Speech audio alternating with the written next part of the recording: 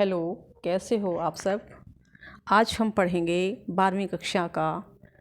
हरिवंश राय बच्चन द्वारा लिखा हुआ एक गीत। और इस गीत में उन्होंने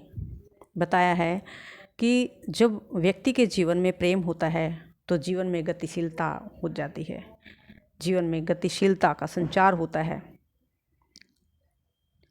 कार्य में तेजी आ जाती है। और कई बार जब उसको जीवन में दुखों का सामना करना पड़ता है, जीवन में ऐसा पड़ाव आ जाता है जो उसको झकझोर कर रख देता है, उस समय उसके कदम किस तरह से शिथिल पड़ जाते हैं, किस तरह से उसकी गतिशीलता पे रोक लग जाती है और उसका मन कहीं लगता नहीं। तो इस पाठ में उन्होंने अपने इन्हीं विचारों को व्यक्त किया है। और इस पाठ में जो एक गीत लिखा गया था तब उन विचारों को रखा गया है जब हरिवंश राय बच्चन जी की जो पहली पत्नी थी उनकी असमय में मृत्यु हो गई थी, और उसी वेदना को शायद इन्होंने इस गीत के माध्यम से व्यक्त किया है।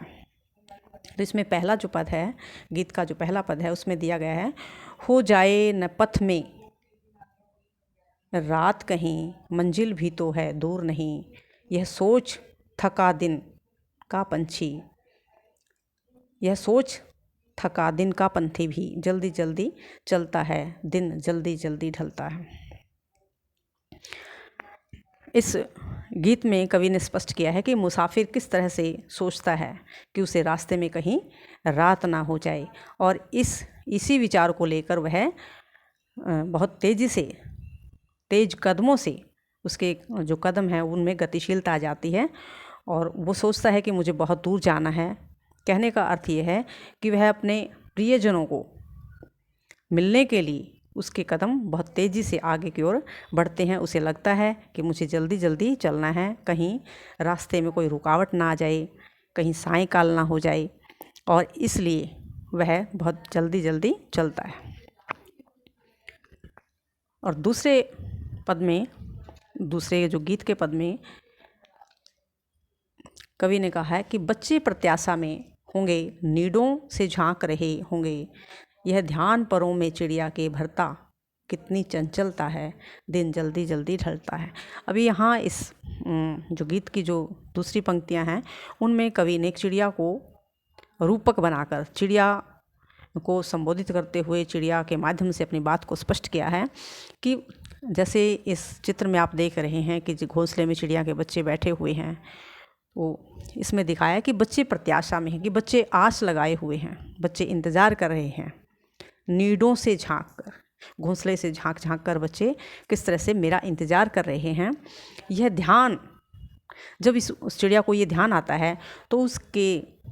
परों में, उसके पंखों में चंचलता भर जाती है, गतिशीलता आ जाती है कि दिन जल्दी जल्दी ढल रहा है और मुझे अपने बच्चों के पास पहुंचना है, जो मेरे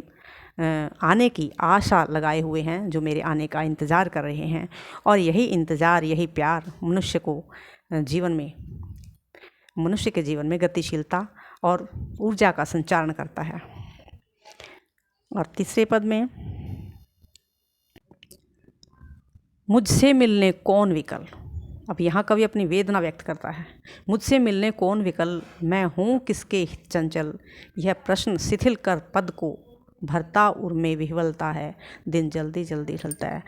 कवि अपनी पीड़ा को व्यक्त करता हुआ, वेदना को व्यक्त करता हुआ कहता है कि जब उनके जीवन में कोई ऐसा दुख का पड़ाव आया होगा, वो बहुत मायूस हो गए, जीवन से हार गए थे,